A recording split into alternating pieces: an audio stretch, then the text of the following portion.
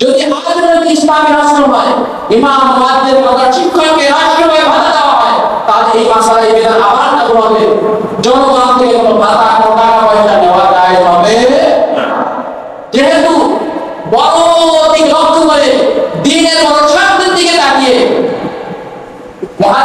মুস্তাহিদ ইমাম মুহাদ্দিস ইমাম তারা বলে দিয়েছেন ইমাম আর মুয়াজ্জিন তাদের প্রয়োজন করে তাদেরকে টাকা দিতে হবে।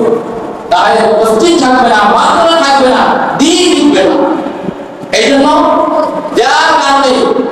যাদের কারণে দ্বীন ক্ষতিগ্রস্ত হওয়ার সম্ভাবনা আছে, যেমন মাদ্রাসা মসজিদের ক্ষেত্রে, তাদের জন্য বেতন দেওয়া উভয়টাই কি জায়েজ। দ্বীনের বড় স্বার্থে কথা বুঝে আসছে। তো যেখানে দ্বীনের কোনো স্বার্থ নেই, যেখানে দ্বীনের কোনো দিন আছে, আপনার বাবা আসছে ওদেরকে ডাকতে হলো একটু 1000 কোরআন পড়াই দিয়ে যাবেন, ওদের 1000 কোরআন পড়াই দিচ্ছে, আপনি 500 টাকা দিয়ে দিলেন, নিয়ে আবার ওদের ছুটিতে চলে যাবেন। কোরআন পড়ানো এটা সওয়াবের কাজ না, ইবাদতের কাজ না। ইবাদত করতে টাকা দিতে কয় টাকা? 500 টাকা। 500 টাকা যদি হুজুর না নেয়, ইসলাম দ্বীন শেষ হয়ে যাবে, ধ্বংস হয়ে যাবে। মসজিদ ইমাম হতে পারবে না, দাওয়াত না পাই মসজিদ ইমাম পারবে না। যদি খতম করায় টাকা না দেন, ইমাম খুঁজে পাওয়া যাবে না, মাদ্রাসা থাকবে না, সব থাকবে, দ্বীনের কোনো ক্ষতি নেই। বরঞ্চ আপনি যদি এই নীতি চালু করেন, তাহলে ইমাম সাহেব নষ্ট হয়ে যাবে। কোথায় পেয়েছে ইমাম সাহেবের থেকে একমাত্র কোরআন পড়ায় 500 টাকা দিয়ে দিচ্ছে।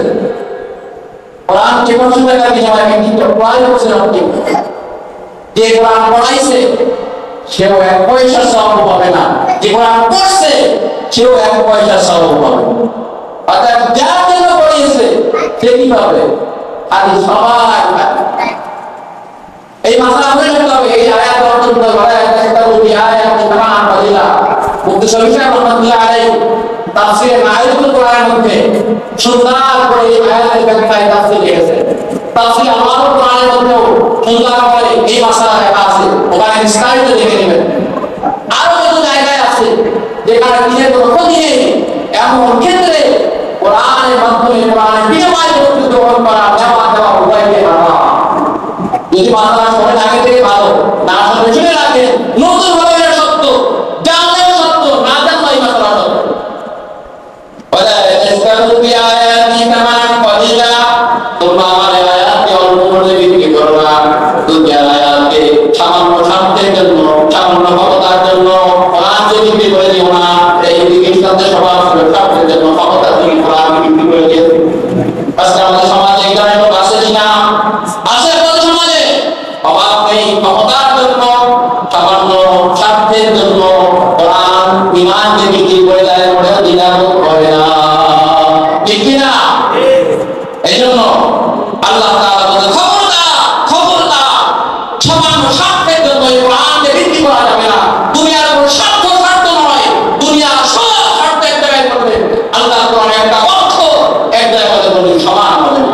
তাহলে কোরআনকে টাকা দিয়ে কিনা আমাদের সমর্থ, দুনিয়ার সম্পদ দিয়ে কিনা আমাদের সমর্থ বিক্রি করতে হবে। অর্থাৎ কোরআনকে অল্প মূল্যে বিক্রি করবে না। ولا تشتروا بآياتي ثمنا قليلا وإياي فاتقون। খবরদার, খবরদার, আমাকে ভয় করো আর কাউকে ভয় করো না। এই আমলগুলো এগুলা পালন করার জন্য আমাকে ভয় করো। আমি সব কিছু দিয়েছি, আমাকে ভয় করে কোরআনকে অল্প মূল্যে বিক্রি করো না। আমাকে ভয় করে তোমাদের কাছে এই নবী রাসূলকে প্রেরণ করেছি, সেই নবী রাসূল ঈমান আনয়ন করো। আমাকে ভয় করে তোমাদের কাছে এই নবী রাসূল প্রেরণ করেছি, তাদের পথ অনুসরণ করো, তাদের অনুসরণ করো। কাটিতে আল্লাহ তাআলার নির্দেশ। এই সময় শেষ হয়ে গেছে। এরপরে আল্লাহ তাআলা বলেন তালবিসুল হাক্কা বিল বাতিল ওয়া তাকতুমুল হাক্কা ওয়া আনতুম তাআলামুন। আল্লাহ রাসূল বলেছেন তোমরা সত্যকে মিথ্যার সাথে, মিথ্যাকে সত্যের সাথে সংমিশ্রণ করো না এবং সত্যকে গোপন করো না। তোমাদের কাছে সত্য আছে, তাওরাতের মধ্যে আমি যা লিখে দিয়েছি, দেখে প্রকাশ করে দাও, এটাকে গোপন করো না। ইহুদি খ্রিস্টানরা আল্লাহর নবী সম্পর্কে যে সমস্ত তাওরাতের মধ্যে নির্দেশনাগুলো আছে, ওগুলাকে তারা প্রকাশ করে না। যেগুলো তাদের পক্ষে আছে ওগুলাকে প্রকাশ করে। এই জন্য বর্তমানে বাইবেল পাওয়া যায়, এই বাইবেলের মধ্যে আল্লাহ নবীর নাম, আল্লাহ নবীর প্রশংসা, আল্লাহ নবী সম্পর্কে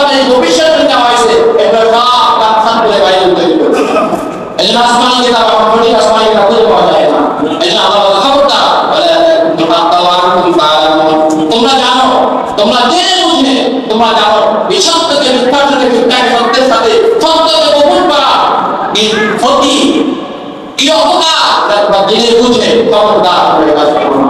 এবার আল্লাহ তাআলা বলেন ওয়ালা ওয়াকিমুস সালাতা ওয়া আতুজ যাকাতা ওয়া রাকআউ মা'আর রাকিঈন। তোমরা নামাজ কায়েম করো, যাকাত আদায় করো, ওয়া রাকআউ মা'আর রাকিঈন, রুকুকারীদের সাথে রুকু করো। কয়টা দিয়েছে? কয়টা আমল করছে? এক নম্বরে নামাজ, এক নম্বরে কি? এই শেষ কথা না, এই আয়াত আলোচনা শেষ করে দেব ইনশাআল্লাহ। এক নম্বরে কি? নামাজ। নামাজ আদায় করো, কায়েম করো, আদায় করো না। ওয়া আতুস সালাতা, আল্লাহ বলেন ওয়া আকিমুস সালাত। ইকামত কাকে বলা হয়? আল্লাহ তাআলা এভাবে বলতে পারতেন ওয়া আতুস সালাত, নামাজ আদায় করো, বলতে পারতেন না? আল্লাহ সূরা বাকারা শুরু বলেন আল্লাযীনা ইউকিমুনা সালাতা ওয়া মিম্মা রাযাকনাহুম ইউনফিকুন। কি বলেন? যারা নামাজ কায়েম করে, যারা নামাজ আদায় করে, এটা বলেন নাই। এখানে কি বলেন? ওয়া আকিমুস সালাতা, নামাজ কায়েম করো, নামাজ আদায় করে, এটা বলেন নাই। নামাজ আদায় আর নামাজ কায়েম এর মধ্যে পার্থক্য কি? মুফাসসির আপনি গেছেন তাফসীর কাসির মধ্যে নামাজ কায়েম করার অর্থ হলো নামাজে যত রুকু আছে, নামাজের অর্থ, নামাজের রুকু, নামাজের ফরজ, নামাজের ওয়াজিব এবং নামাজের উপকারিতা আছে, সবগুলো সমন্বয়ে যদি হয় এটা হচ্ছে ইকামাতুস সালাত। কথা বুঝতে পারছেন? নামাজের উপকারিতা কি? নামাজ পড়লে কি লাভ হবে? ইন্নাস সালাতা তানহা আনিল ফাহশাই ওয়াল মুনকার। নামাজ আমাদেরকে আনিল ফাহশা ওয়াল মুনকার, বেহায়া কাজ থেকে, অন্যায় অপরাধ থেকে নামাজ আমাদেরকে বিরত রাখে। এখন নামাজ পড়ে যদি অন্যায় থেকে বিরত রাখতে না পারি, নামাজ পড়ে যদি অন্যায় কাজ থেকে বিরত রাখতে না পারি, মনে করতে হবে নামাজকে আমাদের সালাত হয় নাই, আদায়ের সালাত হয়েছে। নামাজ আদায় করছে কিন্তু ইকামত হয় নাই। যদি নামাজের ফরজগুলো সঠিকভাবে আদায় করতে না পারেন, নামাজের ওয়াজিবাতগুলো যদি সঠিকভাবে আদায় করতে না পারেন, নামাজের সুন্নাহ সহকারে যদি নামাজ আদায় করতে না পারেন, মনে করবেন নামাজ আদায় হয়েছে, নামাজ ইকামত হয় নাই। সঠিক অর্থে যদি নামাজ আদায় করতে না পারেন, নামাজ আদায় হবে, নামাজ ইকামত সালাত নামাজের মধ্যে করা হবে না। ইকামত সালাত করতে হবে, আল্লাহ নির্দেশ নামাজ কায়েম করা, ওই নামাজ আদায় করতে হবে না। এটা নামাজ ইকামত সালাতের জন্য এক নাম্বার কাজ হলো নামাজের কাউকে হিসাবগুলো জানা, নামাজের ফরজ কয়টা, নামাজের ওয়াজিব কয়টা, নামাজের সুন্নাত কয়টা, নামাজের সময় কখন হয়, নামাজের জন্য উপশর্ত, কিভাবে ওযু করতে হবে, কিভাবে গোসল করতে হবে, এই সবগুলো জানতে হবে। এগুলা জেনে বুঝে এগুলা অনুযায়ী যদি নামাজ আদায় করতে পারেন তাহলে আমি কি ওয়াকিমুস সালাত, তাহলে কি হবে? আল্লাহ তাআলা নির্দেশ নামাজ কায়েম করতে হয়, নামাজ কায়েম করা হবে।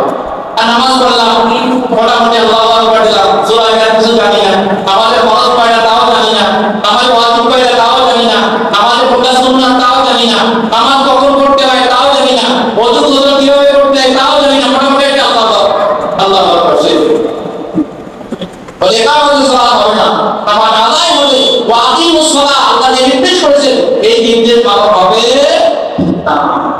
এজন্য নামাজ আমাকে শিখতে হবে, নামাজের ফরজগুলো বুঝতে হবে। আজকে নামাজ নিয়ে সব কিছু বলি বড় বিপদ।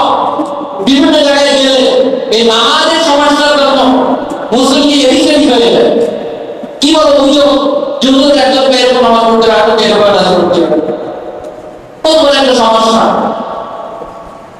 আসলে একটা মৌলিক একটা বিষয় মনে রাখতে হবে, নামাজের যতগুলো ফরজ আছে, ফরজ নিয়ে কোনো মতভেদ নেই।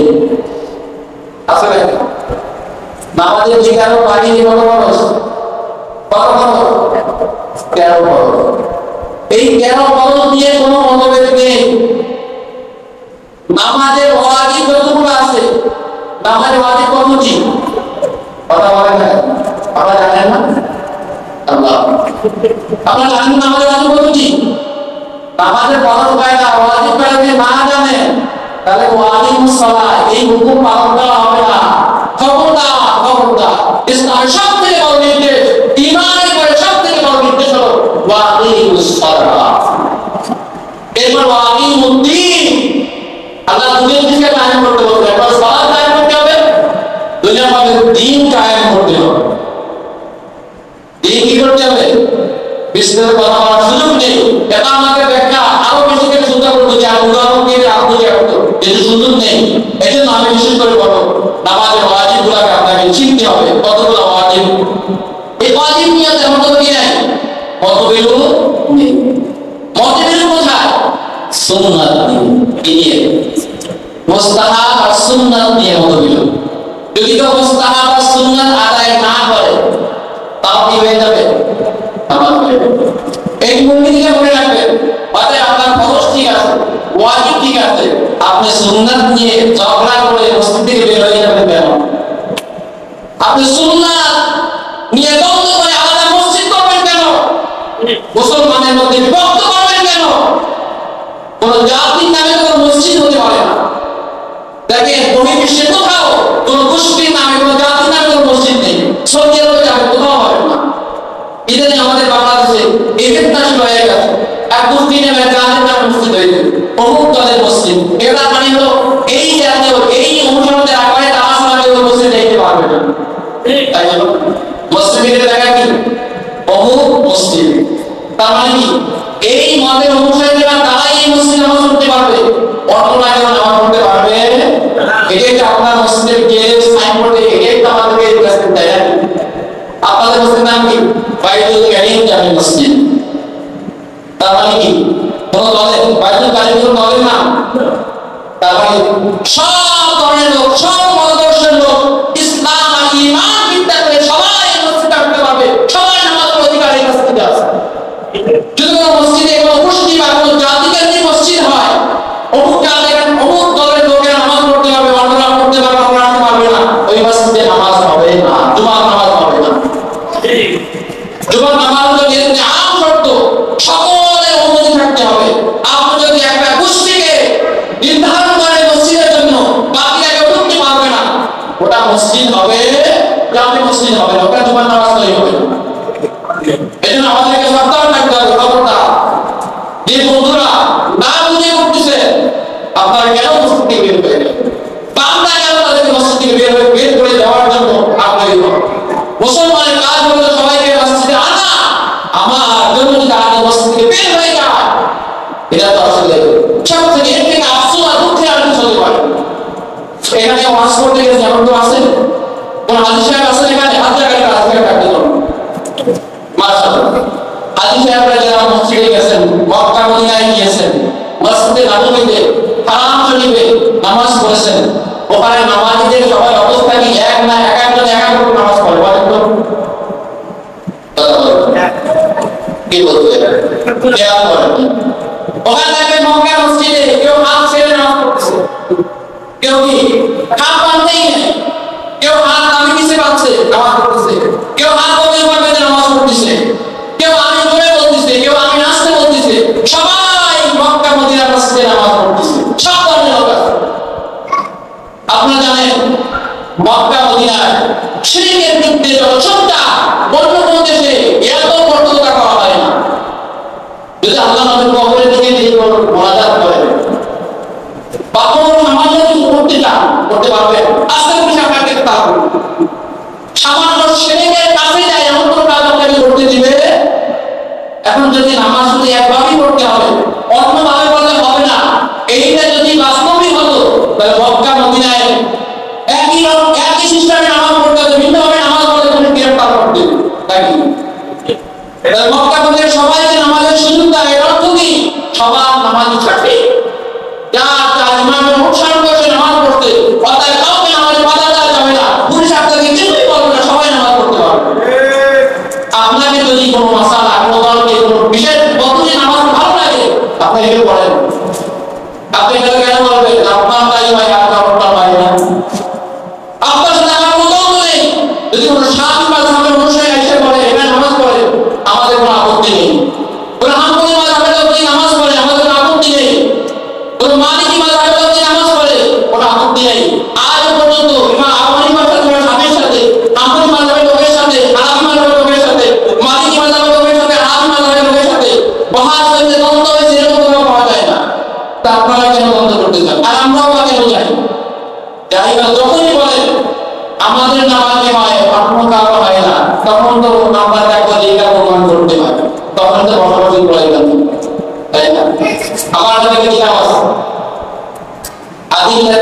नहीं है।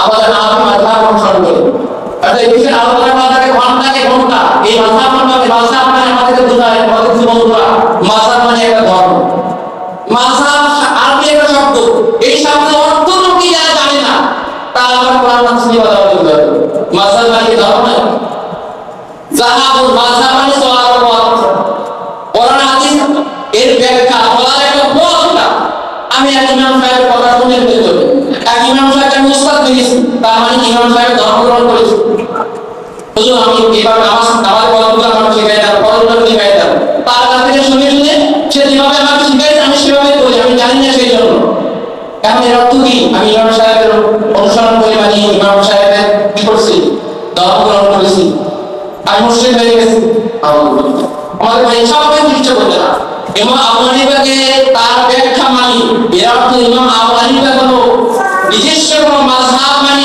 নিজস্ব কোনো ধর্ম প্রতিষ্ঠা করেছেন এইটা মানি আমরা এমন নাকি তাই ইমাম আবু হানিফা কোরআন হাদিসের যে ব্যাখ্যা দিয়েছেন সেই ব্যাখ্যা আমরা মানি এটাই হলো মাযহাব আর কিছু না এজন্য কোনো ইমামদের মধ্যে ফরজ কি ওয়াজিব কি কোনো কি নাই মত পার্থক্য এজন্য আমি আপনাদের অনুরোধ করব আপনারা যারা আছেন যে দিকের মানুষ সবাই মিলে মিশে মুসলমানের যখন দ্বন্দ্ব হয় তখন ইহুদি খ্রিস্টানরা দিকে দিকে আসে ওরা এটা চায় ওরা মুসলমানদের মধ্যে সামান্য বিষয় নিয়ে দ্বন্দ্ব বাজায় করতে চায় মুসলমানদের ঐক্য দেখতে চায় না মুসলমানদের মধ্যে ফাটল সৃষ্টি করতে চায় আমরা এটাকে হতে দেব না এই জন্য আমরা যে সমস্ত কাজ করি আমরা মনে করি এভাবে আল্লাহ মনে করা তার দলিল বোঝার জন্য তার ব্যাখ্যা বোঝার জন্য সেরকম লোক লাগবে মাথা লাগবে আর এটা বোঝেন একটা আমাদের একটা জ্ঞান দিচ্ছে বুঝবেন কেমন তার কথা বুঝতে হলে তা আপনাকে সেরকম হতে হবে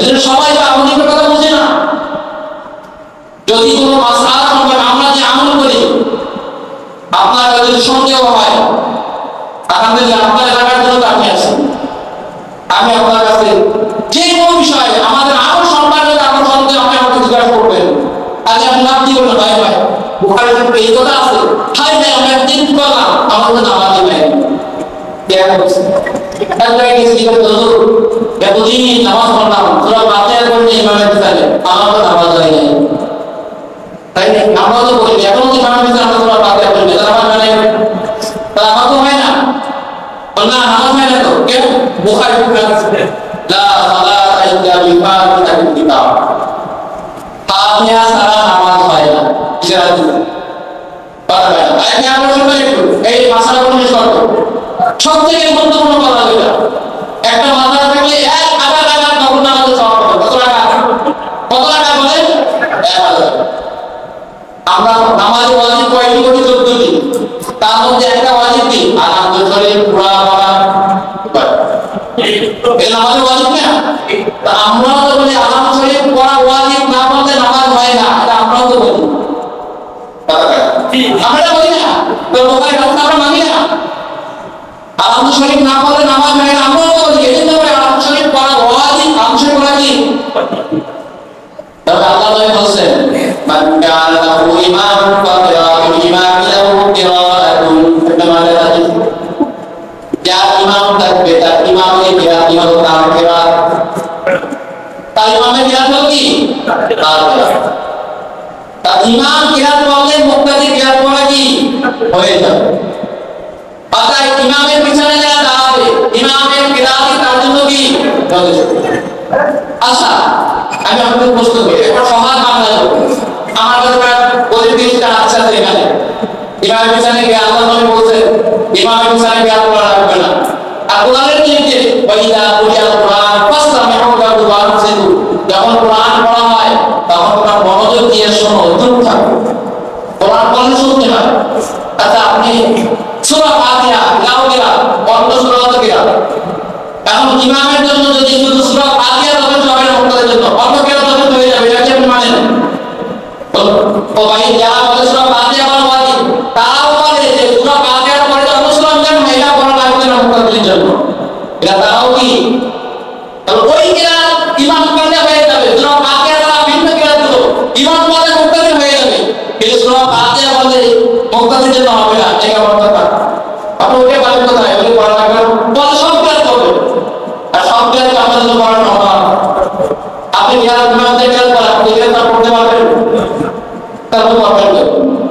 আমার এক মসজিদে বেড়ে গেল আজকে আপনার সাথে শোনা বাদ দিয়া আমি বলে বসে রয়েছি, আপনি মনে রুকুতে যান না। তাহলে ভাই এই জন্য আল্লাহ বলছেন ইমামের পালিয়ে হয়ে যাবে, আপনার পড়া লাগবে না। আপনি দ্বন্দ্ব করবেন বলেই আল্লাহ বলছেন জন্য বাধা করা লাগবে। কথা বলেন না? আমি আপনার কাছে বলি, যদি কোনো ব্যক্তি আইডিয়া ইমাম সাহেব রুকুতে গেছে, এবার কোথায় গেছে, আপনি যদি রুকুতে যান তাহলে ওই জায়গা পাবেন।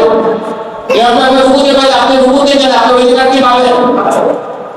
আরে না, ওরিয়াতে মাথা যে ব্যক্তি রুকু পাইল সে ব্যক্তি রাকাত পাইল। কথা বুঝে গেছে? এখানে আরেকটা মাসলা বলে রাখি, ছোটখাটো মাসলা, অনেকেই মাসলা জানে না। রুকুতে ইমামকে কি অবস্থায় পাওয়া লাগবে? 3 তাসবিহ পরিমাণ শুরু থেকে পাওয়া লাগবে, না শেষে পাইলেই হবে কোন সময়? কোন তাসবিহ দিলে এখানে মাসলা অনেক আলিমরাও জানে না। নিয়ম হলো ইমাম সাহেব যদি রুকুতে গিয়ে ইমাম সাহেব হাঁটুতে হাত রাখা আছে এই অবস্থায় পায়, যত সময় পায় পাইলেই ওই রাকাত পূর্ণ হয়ে যায়। কথা বুঝে গেছে? আচ্ছা, এই মাসলাটা তো আমাদের না, এবার সবাই যে ভাইরা বলেছিল ফাতিহা পড়া ওয়াজিব, ফাতিহা না পড়লে মুক্তাদি নামাজ হবে না, মুক্তাদির জন্য ফাতিহা পড়তে হবে, সে ভাইরাও বলে রুকুতে ইমামকে পাইলে ওই রাকাতটা হয়ে যাবে, ওই রাকাত পড়া লাগবে। এখন আমার প্রশ্ন হলো, সূরা ফাতিহা পড়া যদি ওয়াজিব হয়, কিরাত না পড়লে নামাজ না হয়, তো ওই ব্যক্তি তো ওই রাকাতে কিরাত পড়ে নাই, পড়েও না, ইমামের সাথে এসে রুকুতে পাইছে, কিরাত তো চলে গেছে, তো ওই রাকাত ওই ব্যক্তি হবে না, নামাজ হয়ে গেছে, তো হবে কি হবে? সেটা কিরাত পড়েও না, সেটা ছড়েও না, কিন্তু সেটা রুকু পাইছে, রাকাত পেয়ে গেছে, নামাজ হয়ে গেছে। আপনি এবার কি উত্তর দিবেন? সেই উত্তরে না আমার উত্তর দেন। আপনি উত্তর অবশ্যই দিতে হবে, ইমামের হয়ে গেছে এই জন্য আমার হয়ে গেছে, ইমাম কিরাত করছে আমি আমার এই জন্য আমার কথা হয়ে গেছে, এই কথা বলা ছাড়া আপনার উপায়। অতএব আমার কথা একা বললে তার সব সূরা ফাতিহা অন্য সূরা না পড়তে হবে, সূরা ফাতিহা পড়তে হবে, তারপর নামাজ হবে না। ইমাম বলে আমরা বলি মুক্তাদি, ইমাম বলে মুক্তাদি পড়া হয়ে যায়। এই সম্পর্কে আল্লাহ নবীও এই কথাই বলেছেন, সাহাবায়েরা অসংখ্য সাহাবায়েরা কথা বলেছেন। আমার কথা দেখে বিস্তারিত করে শোনান না, সময় থাকতে সময়ে আল্লাহ তাআলা সকলকে সঠিকটা বোঝা এবং গলতে আমল করা তৌফিক দান করুন। ওয়া আখিরু আলহামদুলিল্লাহি রাব্বিল আলামিন। আসসালামু আলাইকুম ওয়া রাহমাতুল্লাহি ওয়া বারাকাতুহু। বুঝে করলেও করতে পারবে 10 নেকি, আরো বেশি আল্লাহ দান করতে পারেন, আর না বুঝে করলেও করতে পারবে 10। আমাদের অনেক ভাইরা না বুঝার কারণে কাউকে পারার কারণে বুঝতে পারে যে তারা ভালো হয়ে যাবে, কি বুঝে বলে কোরআনকে না বুঝে বললে কোনো নাম নেই, এই কথাটি ঠিক নয়। তাহলে আমি নাম কি বললে কোনো নেকি হওয়ার কথা না, কারণ এটা তো বুঝে বলতেছি। কিন্তু আল্লাহ নবী আজকে বুঝলেই বলেন আমি নাম কি বললে কয়টা নেকি হবে? 30টা নেকি হবে। অতএব বুঝা গেল কোরআনকে বুঝে বললেও করতে পারবে 10 নেকি, না বুঝে বললেও করতে পারবে 10 নেকি। বোঝার আগে তেলাওয়াত শুদ্ধ করা বেশি জরুরি। আরে বুঝা গেল? আমাদের দেখা যায় কোরআনের অনুবাদ করতে পারে, অনুবাদ মুখস্থ আছে, কোরআনের দেখে পড়তে পারে। আমার জন্য কোরআনকে দেখে পড়া বেশি জরুরি নাকি অর্থ বোঝা বেশি জরুরি বলেন তো? দেখে পড়া, সহিশুদ্ধ পড়া বেশি জরুরি, কারণ কোরআনকে সহিশুদ্ধ না পড়তে পারলে নামাজ হবে না। নামাজ হবে না, যে অর্থ না জানে তাহলে কি নামাজ হবে? হবে না। অর্থ না জানি না পড়লে সূরা ফাতিহা পড়তে, অন্য সূরা ইখলাস পড়তে নামাজ হবে না? নামাজ হয়ে যাবে। কিন্তু যদি অর্থ পারে কিন্তু কোরআনকে শুদ্ধ করে পড়তে পারে না, নামাজ হবে? তার বোঝা গেল আগে তেলাওয়াত শুদ্ধ করতে হবে, এরপরে আস্তে আস্তে অর্থ বোঝার জন্য চেষ্টা করতে হবে। বিষয় হলো অর্থ আমি না বলতে ওলামায়ে কেরামের কাছ থেকে শুনে নেওয়া যাবে, কিন্তু তেলাওয়াত শুদ্ধ না করলে ওলামায়ে কেরামের কাছ থেকে শুনে নামাজে পড়বে এগুলো সুযোগ নেই। কথা বুঝে আসছে? এইজন্য আমরা এখানে আসি, আজকে থেকে নিয়ত করতে পারি কি হুজুর কোরআন কারীম সহি শুদ্ধভাবে পড়ার চেষ্টা করব, এই প্রতিজ্ঞা করতে পারি কি না? বুঝতে করে দেখান ইনশাআল্লাহ। পারবে ইনশাআল্লাহ? চেষ্টা করতে পারবো ইনশাআল্লাহ। থেকে না পারলে চেষ্টা করি। আল্লাহ নবী বলতে মান ফারাজা বিতলাব ইলমি ফাহুয়া ফি সাবিলিল্লাহ হাত্তা ইয়ারজিআ। যে ব্যক্তি দ্বীনের শিক্ষার জন্য ঘর থেকে বের হলো, সে যদি ওই অবস্থায় মারা যায় তার শহীদই মৃত্যু হবে। সে আল্লাহর রাস্তায় থাকা অবস্থায় মৃত্যু হলে যে সওয়াব হয় সেই সওয়াব লাভ করবে।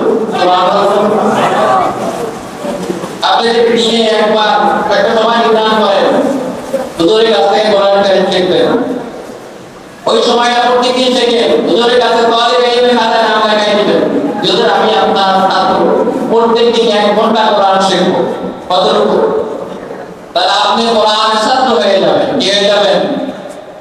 আপনার যদি নিয়ত থাকে আল্লাহ আমি কোরআনের ছাত্র হয়ে পড়তে চাই, আমি শহীদি মৃত্যু চাই, এই নিয়ত করে যদি কোরআনের ছাত্র হয়ে যেতে পারেন আর এই কোরআন শিখতে যদি মারা যেতে পারেন, আল্লাহ তাআলা আপনাকে শহীদি মৃত্যু দান করবেন। সুবহানাল্লাহ। এটা পারবেন ইনশাআল্লাহ। যাই হোক, এই কোরআন হলো হিদায়াতের জন্য, হুদাল্লিল মুত্তাকিন। আল্লাহ তাআলা এই কোরআনকে নাযিল করেছেন মুত্তাকিনদের হিদায়াতের জন্য। কাদের হিদায়াতের জন্য? মুত্তাকিনদের হিদায়াতের জন্য। এই জন্য কোরআন পড়তে হবে, বুঝতে হবে, কোরআন বুঝে হিদায়াত লাভ করতে হবে। কোরআনে নির্দেশিত পথই হলো হিদায়াতের পথ। কথা কি বোঝা যাচ্ছে? হিদায়াতের পথ কোনটা? কোরআনে নির্দেশিত পথ। আর এই কোরআনের নির্দেশনাগুলো জানার জন্যই হলো তাফসীরুল কোরআন মাহফিল।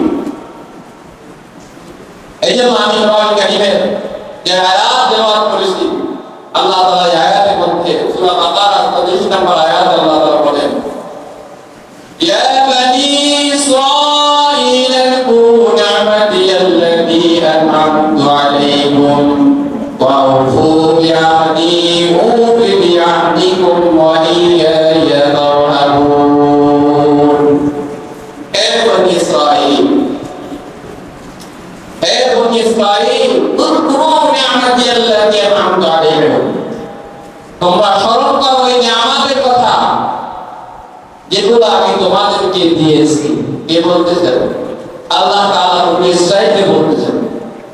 বনি ইসরাঈল কে? কারা? বনি ইসরাঈল একটা জাতি।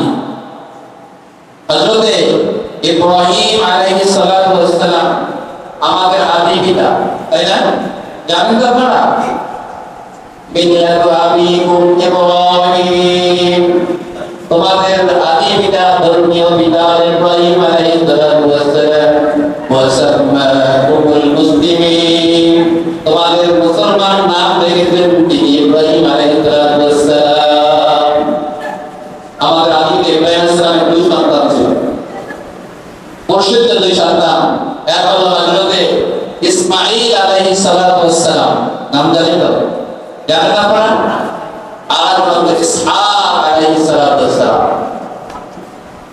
যারা ইব্রাহিম ইসমাঈল আলাইহিস সালামের বংশধর তাকে বলা হয় বনি ইসমাঈল। আর এক সন্তান ইসহাক আলাইহিস সালাম, তার সন্তানের নাম হলো ইয়াকুব আলাইহিস সালাম। কি নাম বলেন? কার সন্তান ইয়াকুব? বলেন ইসহাক আলাইহিস সালাম। আমি বলেছি নাকি না? এটা তাফসীর শুনতে আসছেন, তাফসীর মাহফিলে তাফসীর শুনতে হবে। কথা বুঝে আসছে? তাফসীরের জন্য মনোযোগ দিয়ে শুনতে হবে, বুঝে গেলে বলবেন না। ইসহাক আলাইহিস সালাম কার সন্তান? ইব্রাহিম আলাইহিস সালামের সন্তান।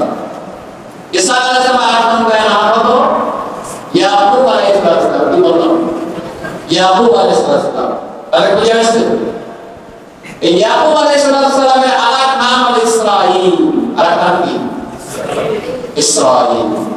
ইব্রানি ভাষায় ইসরাঈলের শাব্দিক অর্থ হলো আব্দুল্লাহ, আরবিতে বলে আব্দুল্লাহ, আর ইব্রানি ভাষায় বলা হয় ইসরাঈল। মানে আল্লাহ বাংলায় বলা হয় আল্লাহর বান্দা। বাংলায় কি? ইসরাঈল অর্থ কি? আল্লাহর বান্দা। ইসরাঈল কার নাম বলেন তো? ইয়াকুব আলাইহিস সালামের আরেকটা নাম হলো ইসরাঈল। কার আরেকটা নাম বলেন? তাহলে ইয়াকুব আলাইহিস সালাম যিনি ইসরাঈল তিনি, ইয়াকুব আলাইহিস সালামের যিনি ইসরাঈল কি? আর বনি মানে সন্তান। বনি মানে কি? ইবনু থেকে বনি, এটা বুঝা আছে? তা বনি ইসরাঈল মানে ইসরাঈলের সন্তান। বনি ইসরাঈল মানে কি? আল্লাহ বলেন ইয়া বনি ইসরাঈল, ও ইসরাঈলের সন্তানেরা, অর্থাৎ ও ইয়াকুবের সন্তানেরা, তাদেরকে বলছেন ইয়াকুবের সন্তানদের গ্রহণ করে, অর্থাৎ ইসরাঈল মানে ইয়াকুব। ইয়াকুব আলাইহিস সালামের সন্তানদেরকে আল্লাহ বলছেন আমরা তাদেরকে বনি ইসরাঈল নামেছি। বনি ইসরাঈল নাম শুনছেন না? কোরআনে কারীমে বিভিন্ন জায়গায় বনি ইসরাঈলের নাম আসছে। যেহেতু বনি ইসমাঈলের বংশধর থেকে একজন নবী আসছেন, সর্বশ্রেষ্ঠ নবী কে বলেন তো? মুহাম্মাদুর রাসূলুল্লাহ সাল্লাল্লাহু আলাইহি ওয়াসাল্লাম। বনি ইসমাঈলের নবী আর অন্য যত নবী আছে সব নবীরা সব আপনি এগুলো বনি ইসরাঈল থেকে। কার থেকে? বনি ইসরাঈল। কথা বুঝে আসছে? এই বনি ইসরাঈল আমরা অনেক সময় যখন কেউ একটু কথা না মানে বারবার প্রশ্ন করে, তারা আমার সাথে ধমক দিয়ে বলেন যে ইসরায়েলের গোষ্ঠী, বনি ইসরায়েল সেটা কি করে? তারা বনি ইসরায়েল তারা টেরা জাতি ছিল, খুব টেরা। আল্লাহ যা কইতেন ওটা হলে পছন্দ হতো না, ওরা বিভিন্ন কারণ কোনো কথাই মানতে চাইতো না। সামনে আসতেছে ওদের টেরা, কত টেরা ছিল, বিশেষ করে সূরা বাকারা 18 দিয়া বনি ইসরায়েলের অবস্থা আল্লাহ তাআলা বয়ান করেছেন বিভিন্ন জায়গায়। আজ পর্যন্ত তাদের এই কারণে তাদের অবাধ্যতা আজ পর্যন্ত তাদের জামাতে নিয়ামত থাকবে। এজন্য আল্লাহ তাআলা বলেন ইন্না নাসে আদাওয়াতান লিল্লাহি ইয়াকুব। সবথেকে ইসলামের বড় শত্রু হলো ইহুদিরা। ইহুদিরা সবথেকে ইসলামের বড় শত্রু। এদের থেকে সবসময় সাবধান থাকতে হবে।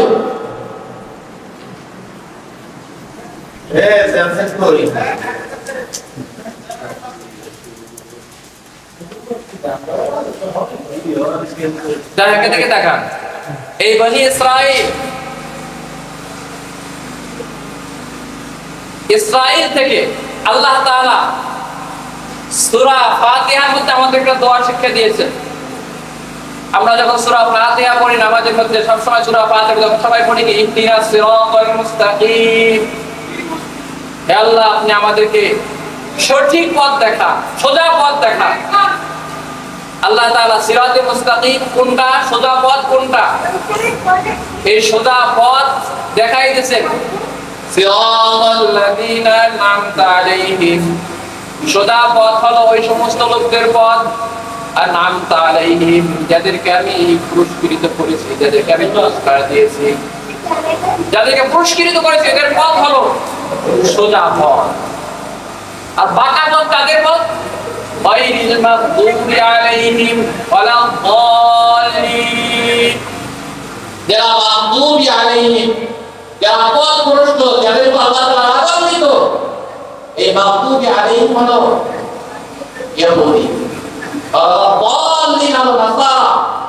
আর ইহুদিয়া নাসারাদের পথ নয়, ইহুদিয়া নাসারাদের পথ হলো বাঁকা পথ। এই পথে গেলে হেদায়েত পাবে না। হেদায়েতের পথ হলো আন'আম আলাইহিম, আমি যাদেরকে পুরস্কৃত করেছি তাদের পথ হলো হেদায়েতের পথ। আল্লাহ আয়াতের মধ্যে তাদেরকে পুরস্কৃত করেছেন, তাদের কথা অন্য আয়াতের মধ্যে আল্লাহ বয়ান করেছেন উলাইকাল্লাযীনা আন'আমা আল্লাহু আলাইহিম মিনান নাবিয়্যিনা ওয়াস-সিদ্দীকিন ওয়াশ-শুহাদা'i ওয়াস-সালিহিন। আমি পুরস্কৃত করেছি মিনান নাবিয়্যিন, আম্বিয়া-কেরামদেরকে আমি পুরস্কৃত করেছি। আম্বিয়া-কেরামদের পথ হলো সোজা পথ, আম্বিয়া-কেরামদের রাস্তা হলো সোজা রাস্তা। ওয়াস-সিদ্দীকিন, আমি পুরস্কৃত করেছি সিদ্দীকিনদেরকে, আমি পুরস্কৃত করেছি যারা অতি সত্যবাদী তাদেরকে আমি পুরস্কৃত করেছি। ওয়াশ-শুহাদা, যারা আল্লাহর রাস্তায় যুদ্ধ করে শহীদ হয়েছেন, যে জীবনকে আল্লাহর রাস্তায় দিয়ে দিয়েছেন তাদের পথ হলো সঠিক পথ। ওয়াস-সালিহিন, যারা কিয়ামত পর্যন্ত যারা সৎ পথে থাকবে, নেক কাজ করবে, তাদের পথ হলো সিরাতুল মুস্তাকিমের পথ। অর্থাৎ সিরাতে মুস্তাকিম কিভাবে চিনব? সিরাতে মুস্তাকিম চেনার জন্য এই 4 শ্রেণীর লোকের কলঙ্ক অনুসরণ করতে হবে। এই 4 শ্রেণীর লোক যেদিকে হাঁটছে আমাকে সেদিকে হাঁটতে হবে। আম্বিয়া-কেরাম যেই পথে হাঁটছে আমাদেরকে সেই পথে হাঁটতে হবে। সিদ্দীকীনরা যেই পথে হাঁটছে আমাদেরকে সেই পথে হাঁটতে হবে। শুহাদা যেই পথে হাঁটছে আমাদেরকে সেই পথে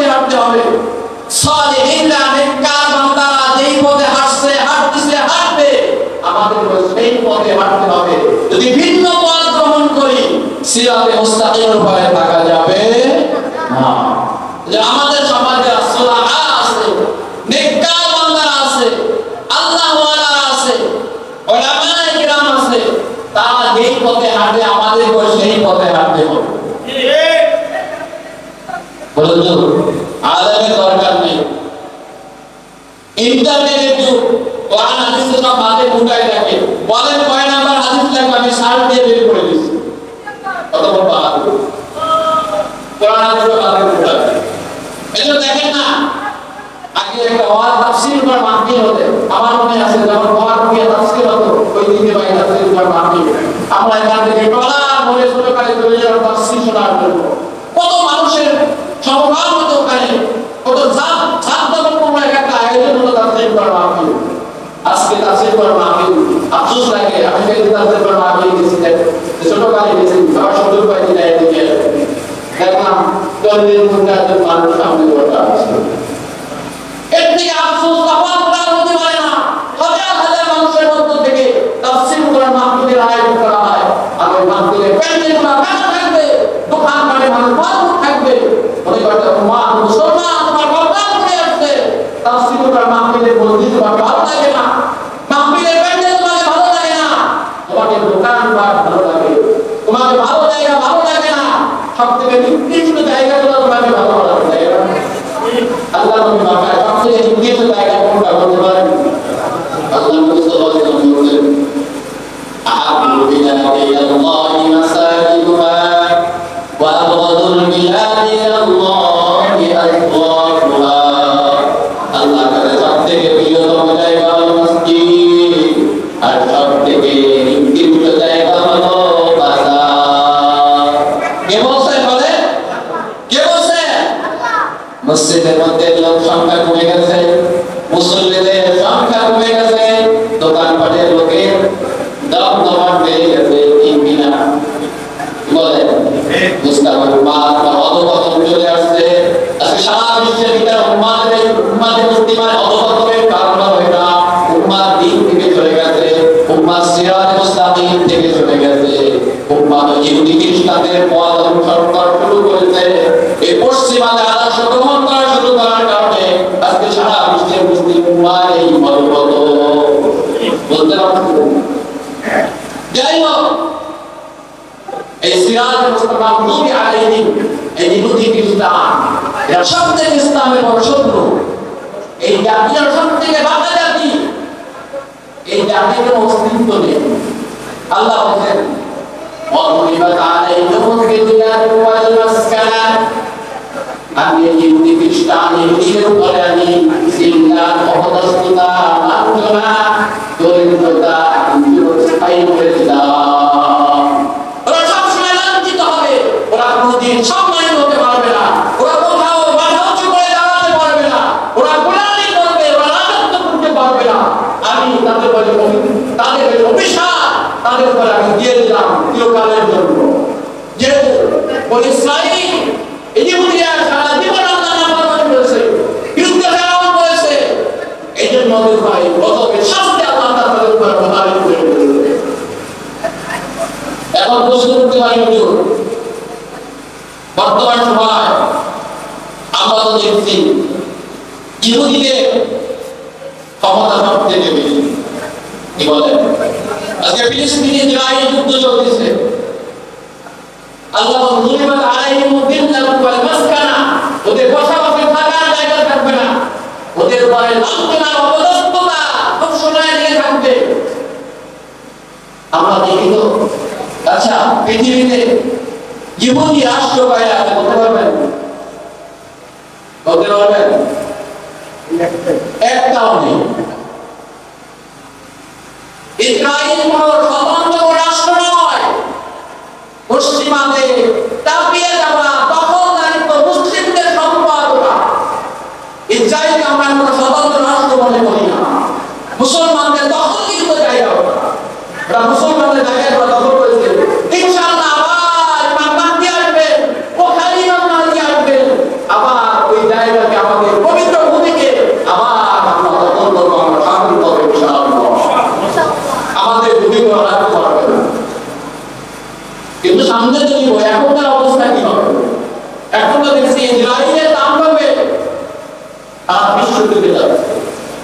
মুসলমান হাজার হাজার নারী শিশু নির্বিচারে হত্যা করছে, নির্যাতন করছে, সারা পৃথিবীর সব নির্যাতনকে হার মানিয়েছে নির্যাতন। আমার মায়ের কান্না, আমার শিশুর কান্না সহ্য করা যায় না, দেখা যায় না। আজকে ফিলিস্তিনের দিকে তাকালে তাদের বসবাসের জায়গা নেই, থাকার জায়গা নেই। কত শিশু বাচ্চা মাকে হারিয়ে, বাবাকে হারিয়ে কাটছে, কত স্বামী তার স্ত্রীকে হারিয়ে কাটছে, কত স্ত্রী তার স্বামীকে হারিয়ে স্বামীর লাভ করতেছে, বিধ্বস্ত স্কুলের মাঝে স্বামীর লাভ করতেছে। এই জালেমরা তো বড় জুলুম করছে, ওদের তো মনে হয় দিবা অনেক ক্ষমতা। আল্লাহ তাআলা কিভাবে বলেন যে আলাইহিম দিল্লাতু ওয়া তাসরা, এই আয়াত কি বাস্তব না?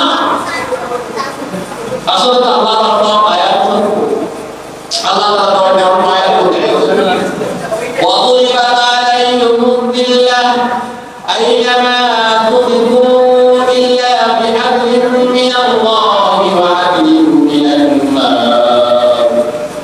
আল্লাহ বলেন আমি তাদের উপরে দিল্লাহ মুআদাতুল্লাহ সবসময় লাগিয়ে রাখবো, বদলতা দেখিয়ে দিলাম আইনামা তুরিদু এখানে যাবে পৃথিবীর সব জায়গাগুলোতে তাদের জন্য আল্লাহ প্রদত্ত জায়গা বানিয়ে দিলাম ইল্লা বিহাবলিন মিনাল্লাহ, তবে আল্লাহ তাআলার পক্ষ থেকে আল্লাহ তাআলার মাধ্যমে তারা আদি মিনান নাস নামের মাধ্যমে তারা আল্লাহর মাধ্যমে আর মানুষের মাধ্যমে তারা দিনের সম্মান পেতে পারে, বিস্তার হয়। কয়েকজন আল্লাহ এবং মানুষের মাধ্যমে তারা সম্মান পাবে। আল্লাহর মানুষের সম্মান দেয় তাহলে পাবে, তাদের নিজস্ব যোগ্যতা সম্মান আর ক্ষমতা অর্জন করতে পারবে না। কে বলছেন? আল্লাহ বলছেন। আমরা ইসরায়েলের দিকে তাকাই, যারা ইসরায়েল সম্পর্কে সামান্য ধারণা আছে।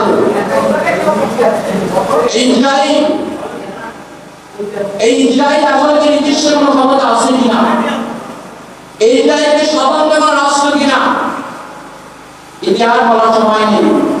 পৃথিবীতে ইতিহাস বলতে গেলে আজকে মাহফিল করে শেষ হবে না। এই ফিলিস্তিন কে প্রতিষ্ঠা করেছেন? এই রাষ্ট্রকে, এই ইহুদিদেরকে এখানে কে বসিয়েছে? ওরা নিজেরাই বসায়, ওদেরকে কেউ বসায় দিচ্ছে। তারা বসাইতে জানে না। ব্রিটেন আর ফ্রান্স সর্বপ্রথম তাদের ওখানে বসে দিয়েছে, তাদের সেটা দিয়ে সহায়তা করে পরবর্তীতে বিভিন্ন যোগ হয়েছে তার সাথে।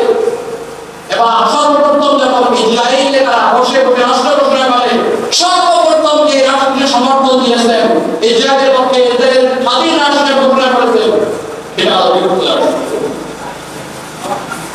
আজ পর্যন্ত দ্বিতীয় বিশ্বযুদ্ধের পরে সব থেকে বেশি আমেরিকা থেকে উপকৃত হয়েছে, তাদের অনুদান গ্রহণ করেছে ইসরায়েল।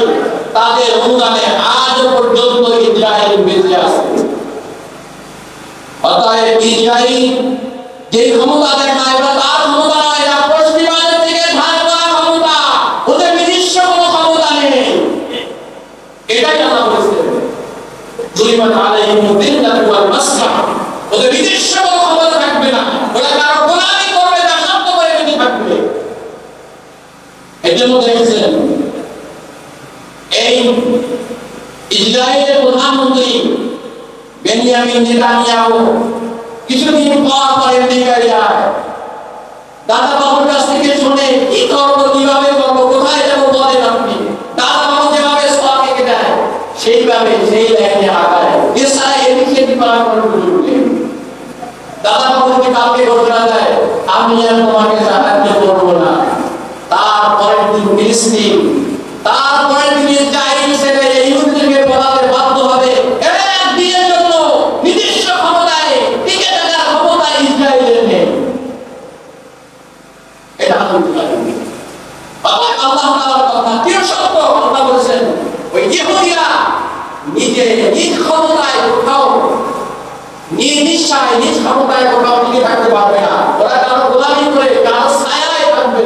এজন্য আজকে যে একমাত্র রাষ্ট্র যাদেরকে ইহুদি রাষ্ট্র বলে আমরা চিনি, ইসরায়েল, ওটা নিজস্ব ক্ষমতায় এই ক্ষমতা লাভ করতে পারে না। আমেরিকা, ব্রিটেন, ফ্রান্স আর পশ্চিমাদের ছায়ায় ওরা বেঁচে আছে। এজন্য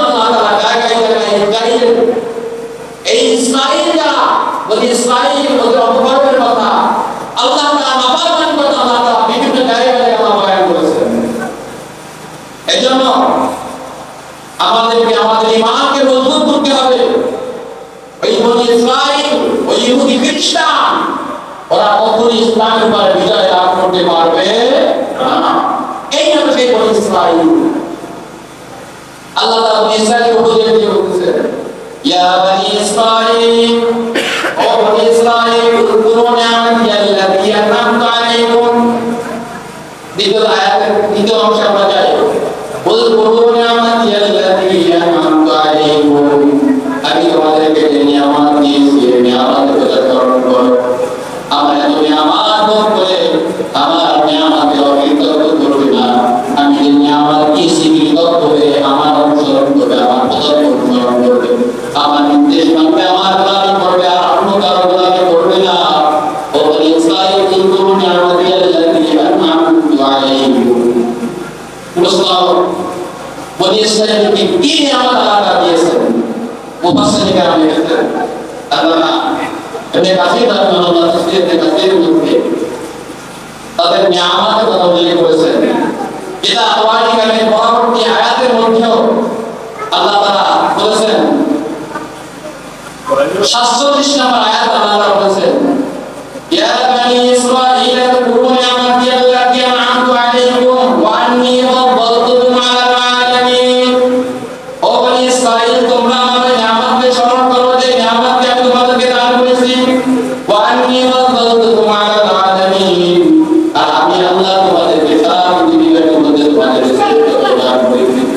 ওয়াত্তাকু ইয়াওমান লা তাজজি নাফসুন আন নাফসিন শাইআন ওয়া লা ইউকবালু মিনহা শাফাআতুন ওয়া লা ইউখযাু মিনহা ওয়া লা হুম ইউনসারুন। এরপরে আল্লাহ তাআলা বনি ইসরাঈলের একটা নিয়ামতের কথা উল্লেখ করেছেন। যেমন তার মধ্যে একটা বড় নিয়ামত আল্লাহ তাআলা বলেছেন, তোমাদের সবথেকে বড় নিয়ামত, ওয়া ইন্নাদাইনাকুম মিন আলি ফিরআউন। ও বনি ইসরাঈল, আমি তোমাদেরকে মুক্তি দিয়েছি ফিরআউনের কবল থেকে। ইয়াসুমুনাকুম সুআল আযাব, ফিরআউন তোমাদেরকে যন্ত্রণাদায়ক পরিস্থিতি সবসময় তোমাদের নির্যাতন করবে। এই ফিরআউনের নির্যাতন থেকে মুক্তি দিয়েছি আমি আল্লাহ, তোমাদেরকে মুক্তি দিয়েছি। يذبحون أبناءكم ويستحيون نساءكم। ফিরআউন তোমাদের পুত্র সন্তানদেরকে হত্যা করত, তোমাদের নারী সন্তানদেরকে জীবিত রাখত। ফিরআউন এই নির্যাতন বনি ইসরাঈলের উপর করেছে। আল্লাহ বলেন, আমি আল্লাহ তোমাদেরকে নির্যাতন থেকে রক্ষা করতে মুক্তি দিয়েছি। ফিরআউন কি দিয়েছে? আল্লাহ। ঘটনা হলো আল্লাহ তাআলা এই বড় নিয়ামতের আল্লাহ এই আয়াতের মধ্যে সূরা বাকারা 49 নম্বর আয়াতে এই নিয়ামতের কথা স্মরণ করিয়েছে। এই কথাই আয়াতের মধ্যে বলেছে, উযকুরু নি'মাতি আল্লাতী আন'আমতু আলাইকুম, আমি তোমাদেরকে যে নিয়ামত দিয়েছি সেই নিয়ামতের কথা স্মরণ করো। তার মধ্যে একটা নিয়ামত কি? ইযদাইনাকুম মিন আলি ফিরআউন ইয়াসুমুনাকুম সুআল আযাব। আমি তোমাদেরকে ফিরআউনের কবল থেকে, ফিরআউনের শাস্তি থেকে, তার নির্যাতন থেকে আমি তোমাদেরকে মুক্তি দিয়েছি। কি নির্যাতন করতো? ফিরআউন তোমাদের সন্তানদেরকে জবাই করত। ওয়াইস্তাহিয়ুনা নিসাআকুম, তোমাদের নারীদেরকে জীবিত রাখত। ঘটনা হলো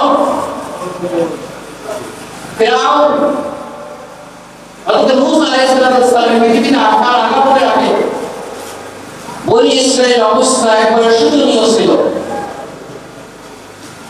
তাদের অস্তিত্ব প্রায় না থাকার মতো হয়ে গিয়েছিল। ফিরআউনের গোষ্ঠী, তাদের ক্ষমতা, ফিরআউনের রাজত্ব ওই সময়টা পৃথিবীতে ছিল।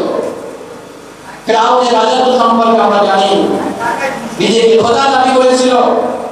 ফিরআউনের মাথায় দোয়া কাটা হতো, এত বড় ক্ষমতাদার ছিল। আনা রাব্বুকুল আ'লা বলে দাবি করেছিল, আমি সবথেকে বড় রব বলে দাবি করেছিল ফিরআউন। এত বড় ক্ষমতাদার ছিল। বলে যত বড় ক্ষমতাই হোক, আল্লাহ তাআলার ক্ষমতার সামনে যাওয়ার ক্ষমতা দেবে না। সেই ফিরআউনের আজকে অস্তিত্ব নেই। তার লাশ আজকে আল্লাহ তাআলা তার লাশকে অক্ষত রেখেছেন। মানুষ যেন তাকে থেকে মানুষ শিক্ষা গ্রহণ করার জন্য তার লাশকে আজও পর্যন্ত আল্লাহ তাআলা অক্ষত রেখেছেন। আল্লাহ তাআলা ওই অবস্থায় হযরত মূসা আলাইহিস সালাম আসার আগে ফিরআউন একটি স্বপ্ন দেখে। বনি ইসরাইল মিশর থেকে একটা আগুন আসছে, একটা আগুন এসে কিবতীদের যে বাড়ি আছে, ফিরআউনের যে গোষ্ঠী, তাদের বাড়িতে ওই আগুনগুলো প্রবেশ করে বাড়িগুলো জ্বালায় দিচ্ছে। বনি ইসরাইলের কারো বাড়ি জ্বালাচ্ছে না, বনি ইসরাইল কোনো ক্ষতিগ্রস্ত হচ্ছে না, কিবতীরা ওই আগুনের মাধ্যমে ক্ষতিগ্রস্ত হচ্ছে।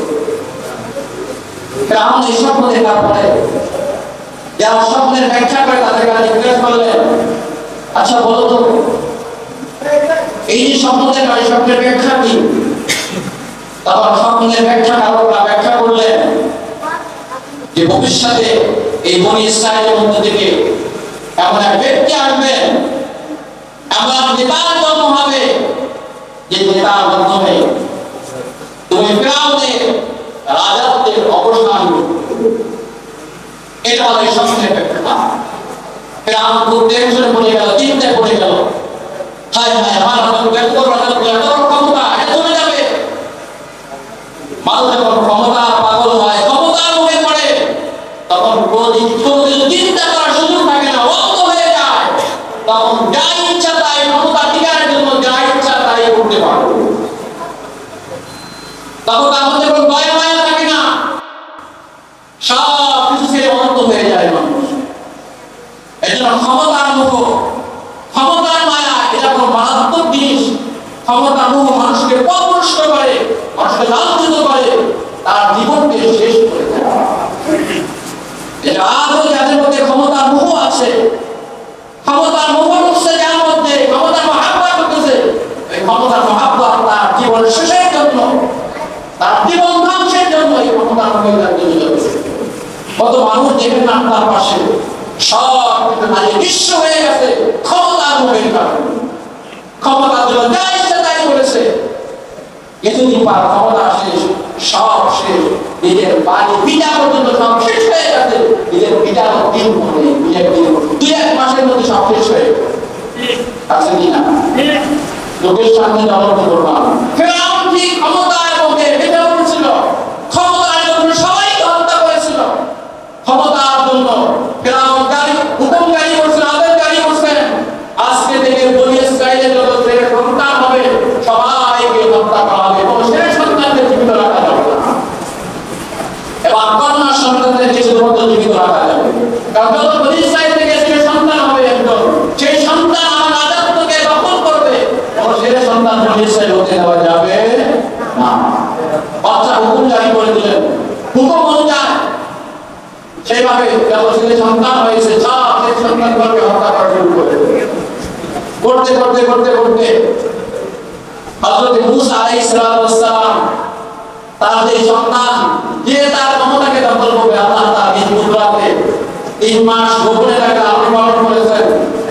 এরপরে আল্লাহ তাআলা আল্লাহর নির্দেশে একটি বংশবৃদ্ধি করে বাড়িতে পাঠিয়ে দিয়েছেন।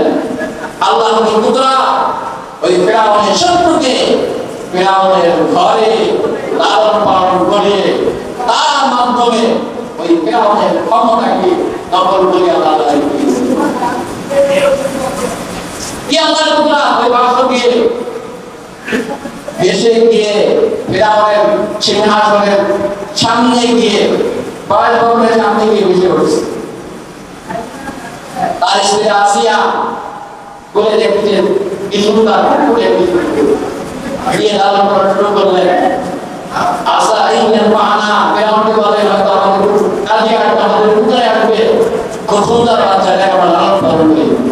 এভাবে লালন পালন করে খুব বড় হলেন সন্তান।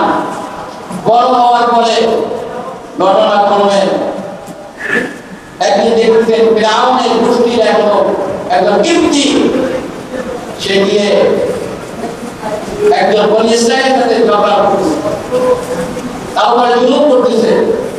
হযরত মূসা আলাইহিস সালাম দেখে সহ্য করতে পারেন না, ওই কিবতীকে একটা থাপ্পড় বসিয়ে দিয়েছে। মূসার থাপ্পড়কে কিবতী যেটা শুনতে পায় না, ওই এক থাপ্পড়ে মারা। কেউ বুঝতে পারে না কে মারছে।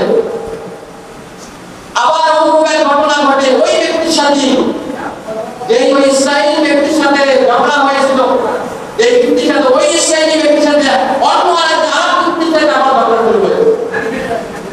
আবার মুসা আলাইহিস সালাম সামনে ব্যক্তি ঝগড়া করতেছিল, আবার তারপরে এই ঝগড়া করতেছিল। মুসা আলাইহিস সালামের বলে ইসরায়েলের উপর ইসরায়েল ব্যক্তির উপর কিন্তু হয়ে গেলেন, তাকে যুবক ন্যায় করতে গিয়ে যেখানে ঝগড়া করো, এক একজনের মধ্যে ঝগড়া বাঁধা, আমার সাথে ছড়া লাগবে। ইসরায়েলি ব্যক্তি এদিকে ভয় পেয়ে গেছে, আগে দিনের এক থামা মেরে শেষ করে দিয়েছে, আজকে কিনা ওই থামা আমার উপরে বসায় যায়। ভয় পেয়ে গেছে ইসরায়েলি ব্যক্তি, ভয় পেয়ে চিৎকার করে বলতে, খবরদার আমাকে মেরেন না। তখন বুঝতে পারলেন, সবাই বুঝতে পেরে গেল যে আগে কি হত্যা যে করতেছে মনে হয় মুসাই হবে। এরপর ফিরআউন আদেশ জারি করলেন মুসাকে তাকে মৃত্যুদণ্ড দেওয়া হবে, তাকে যেখানে বাবা ধরে নিয়ে আনা হবে। মুসা আলাইহিস সালাম ওখান থেকে যখন এই নির্দেশ আসলো, ফিরআউনের তাদের বংশ থেকে, তাদের সভা পরিষদের থেকে এক ব্যক্তি তার সভাকাঙ্ক্ষী হয়ে মুসাকে বললেন, তোমার এখানে থাকা ঠিক হবে না, তোমাকে হত্যার ষড়যন্ত্র চলতেছে, ওখান থেকে তোমাকে চলে যেতে হবে।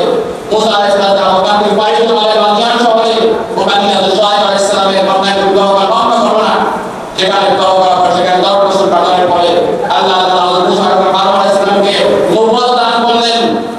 আল্লাহ তাআলা মুসা আলাইহিস সালামকে নির্দেশ করলেন, তোমরা যাও মিশরে গিয়ে ফিরআউনের কবল থেকে বনী ইসরাইলকে উদ্ধার করো। এই জন্য আল্লাহ তাআলা তাদেরকে আবার মিশরে পাঠালেন। ওখানে গিয়ে হযরত মুসা আলাইহিস সালাম ওখানে গিয়ে এবং হযরত হারুন আলাইহিস সালাম নবুয়ত প্রাপ্তির পরে তাদের বিরুদ্ধে যুদ্ধ করার জন্য গেলেন, তাদেরকে মুক্তির জন্য সমবেত করলেন। এরপরে কি হলো? তাদের জন্য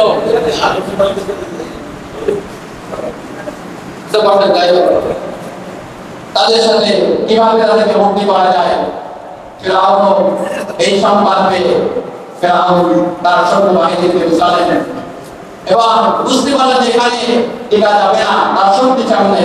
এই জন্য আল্লাহ তাআলার নির্দেশে ওখান থেকে তাদের আদিবাসী তার মিশরে তার শাম দেশে যাত্রা শুরু করলো।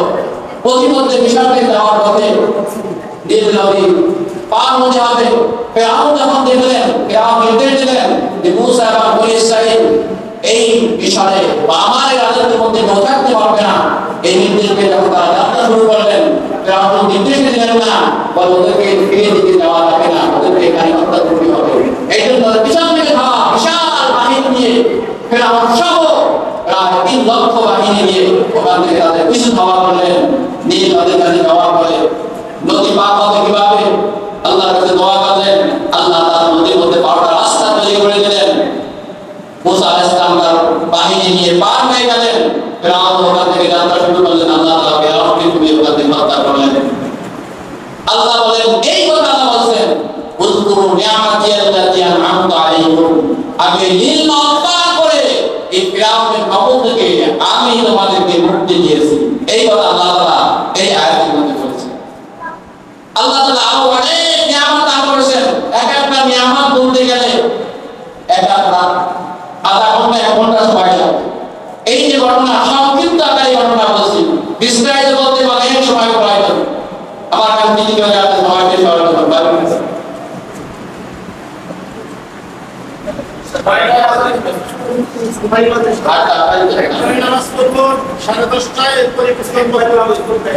একবারে পড়বো।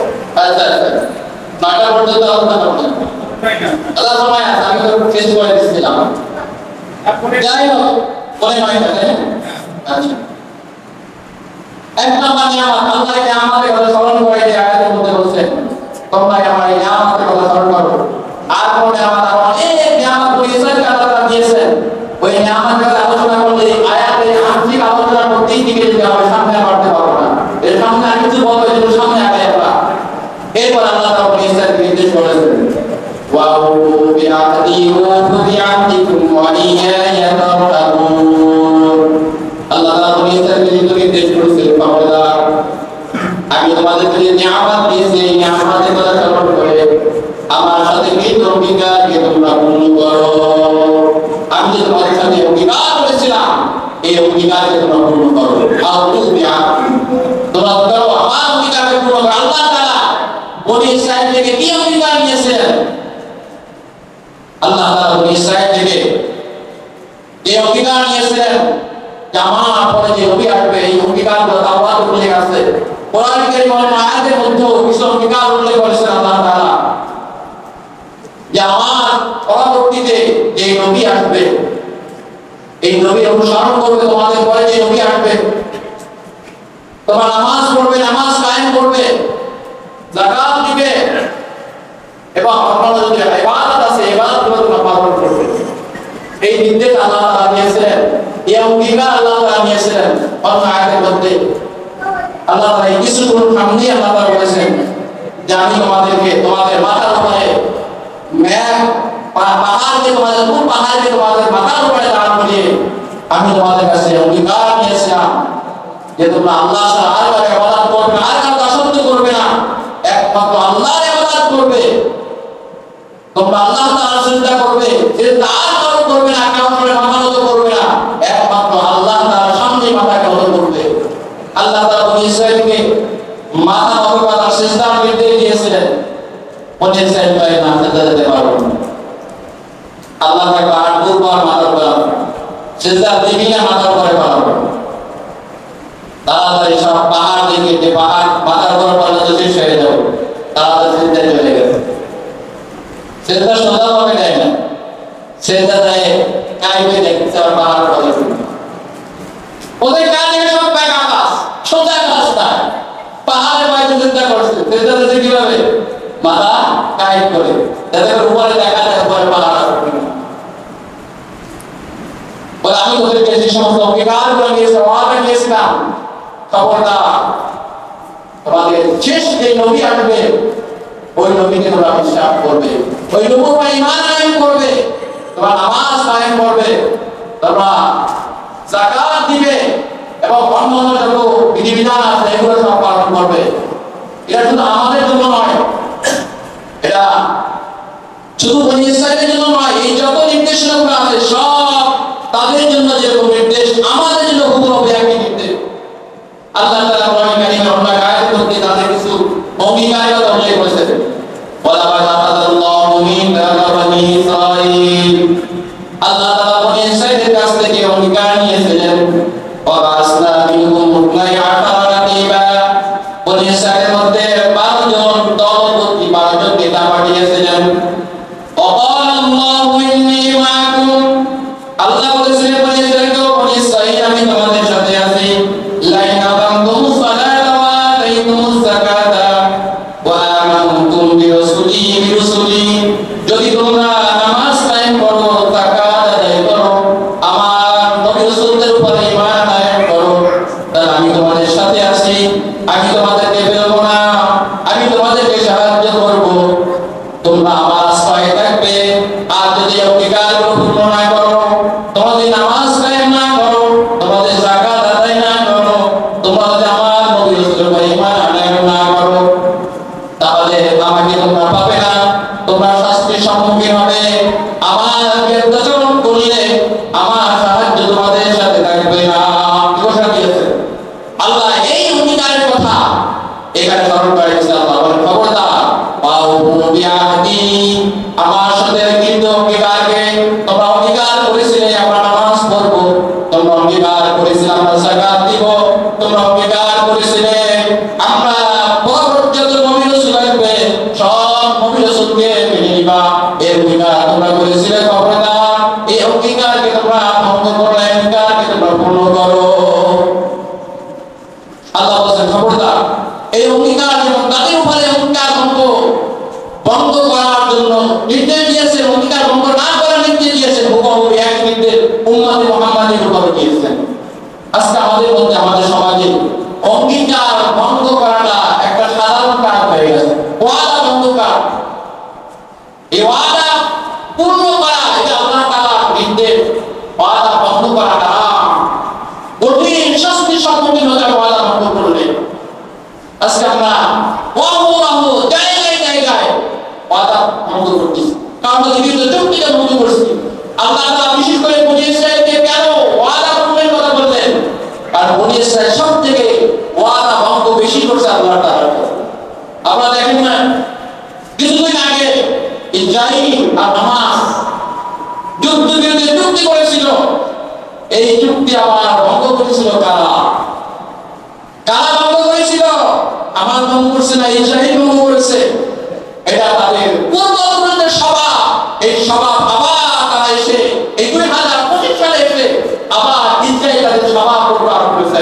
এই স্বভাব ওরা ভঙ্গ করে আবার এই নিরীহ ফিলিস্তিনিদের উপরে তারা আক্রমণ শুরু করেছে। আল্লাহ বলে, খবরদার এই বনি ইসরাইল, তোমাদের সাথে ওয়াদা করা হয়েছে, এই ওয়াদাকে পূরণ করো। এজন্য আমাদেরকেও সচেতন থাকতে হবে, ওয়াদা ঠিক রাখতে হবে। আমাদের প্যারা হাবিব সাল্লাল্লাহু আলাইহি ওয়াসাল্লাম কেমন ব্যক্তি ছিলেন? এক ব্যক্তির সাথে কিন্তু ঋণ ছিল, পাওনা ছিল। আল্লাহ নবী বলছেন, ওই ব্যক্তিকে দাঁড় করাই তুমি দাঁড়াও, আমি তোমার পাওনা পরিশোধ করতেছি। আল্লাহ নবী গিয়ে ভুলে গেছেন তার কথা, তাকে যেভাবে দাঁড় করে রেখে আসছেন না। আল্লাহ নবী এক ব্যক্তির কাছে মারা ছিল, ওই ব্যক্তি আমি আপনাকে দিচ্ছি, আপনি দাঁড়ান। আল্লাহ নবী পরবর্তী নবী আল্লাহ নবীর কথা বুঝে গেছেন, যেহেতু আল্লাহ নবীর সাথে ওয়াদা করছেন। কিছুদিন পরে 2-3 দিন পরে তার কথা বলে আসছে, যা হয় আপনার সাথে ওয়াদা করেছিলাম। ওই ব্যক্তি দৌড়ে এসে দেখে আল্লাহ নবী যেখানে দাঁড়ানো আছেন সেখানে দাঁড়িয়ে আছে। যেহেতু আল্লাহ ওয়াদা দিয়েছিলেন, তখন আল্লাহ নবীকে এত কষ্ট দিলেন, এত সময় কেন দাঁড় করে রাখলেন। আমার প্যারে ভাই তাকে একটু শব্দ কথা বলে না, একটু বললেন তুমি সবাই মনে করবে দেখে ওয়াদা কত বড় কঠিন জিনিস। 3 দিন যাবত দাঁড়িয়ে ওয়াদা পালন করেছেন, ওয়াদা ভঙ্গ না হয় এই জন্য থেকে সরে উঠুন। এর আমার আপনার নবীর আল্লাহ তার চরিত্র, আমার চরিত্র কেমন? দোকান থেকে বাকি খাই, দোকান থেকে আসি ভাই কাউকে টাকাতে পারে, এরপরে 1 মাস তারপর দোষ নেই, 1 মাস আর কোনো দোষ নেই। পরে গেল দোকানদারের কাছে বাজার করে না, টাকা দেওয়া লাগবে সেই জন্য। তাই মুসলমান আমাদের অবস্থাই হয়ে গেছে, দোকানদার বাকি দিকে ভয় পায়, টাকা সে দেয় কিনা, ওয়াদাকে পূর্ণ করে কিনা। এটা আমার স্বভাব হয়ে গেল। এই জন্য আজকে মুসলমানের অধপতন, এই ইহুদিদের স্বভাব আমার মধ্যে চলে আসছে। এই জন্য আজকে আমার সমস্যা, আমার সমাজের এই অবস্থা, এইগুলো অবস্থা। এই জন্য খবরদার, কখনোই ওয়াদা ভঙ্গ করা যাবে না, ওয়াদা অবশ্যই পালন করতে হবে। এরপর আল্লাহ বলছেন, একমাত্র আমাকেই ভয় করবে, পৃথিবীতে আর কাউকে ভয় করবে না। ভয় করলে ভয় কাকে করতে হবে? আল্লাহকে ভয় করতে হবে, আর কাউকে ভয় করা যাবে না। এরপর আল্লাহ বলেন, ওয়ামিনু বিমা আনসালতু মুসাদ্দিকান লিমা মাআকুম ওয়া লা তাকুনু আউওয়ালা কাফিরিন বি। বনি ইসরাঈল, তোমরা আমি তোমাদের কাছে যে অবতীর্ণ করেছি মুসাদ্দিকান লিমা মাআকুম, যে কোরআন তোমাদের সামনে তোমাদের কাছে অবতীর্ণ করেছি, যে কোরআনকে সত্যায়ন করে তোমাদের কাছে তাওরাত কিতাব আছে, তাওরাত এই কোরআনকে সত্যায়ন করে। ওয়া লা তাকুনু আউওয়ালা কাফিরিন বি, এই কোরআন আসার পরে সর্বপ্রথম তোমরা এই কোরআনকে অস্বীকারকারী হয়ো না। আল্লাহ এই কথা বলেন নাই তোমরা এই কোরআনের সাথে কুফরি করো না, এই কথা বলেন না। আল্লাহ বলেন এই কোরআনকে তোমরা প্রথম অস্বীকারকারী হয়ো না। তার মানে আল্লাহ তাআলা বলতে পারতেন ওয়া লা তাকুনু, তোমরা এই কোরআনকে কুফরি করো না, অস্বীকার করো না, এই কথা আল্লাহ বলেন নাই। আল্লাহ বলেন কোরআনকে প্রথম অস্বীকারকারী হয়ো না, কারণ তোমরা যদি অস্বীকার করো, তোমরা প্রথম অস্বীকারকারী মানে তোমরা অস্বীকার করলে তোমাদের পরে যারা আসবে তোমাদের কথা অনুসরণ করে তারাও এই কোরআন অস্বীকার করবে। এই জন্য তোমরা কোরআন অস্বীকার করো না। ওয়ালা তাশতারু বিআয়াতি তামানান কলিলা ওয়া ইয়া ফাত্তাকুন, তোমরা কোরআনকে স্বল্পমূল্যে বিক্রি করো না। এই কোরআনকে দুনিয়ার কোনো বস্তুর বিনিময়ে এই কোরআনকে বিক্রি করো না। বড় কঠিন কথা। এই শব্দের সাথে অনেক ভাষা সম্পর্কিত। কোরআন বিক্রি করো না, দুনিয়ার সম্পদ আখিরাতের নিয়ামতের তুলনায় একেবারে নগণ্য।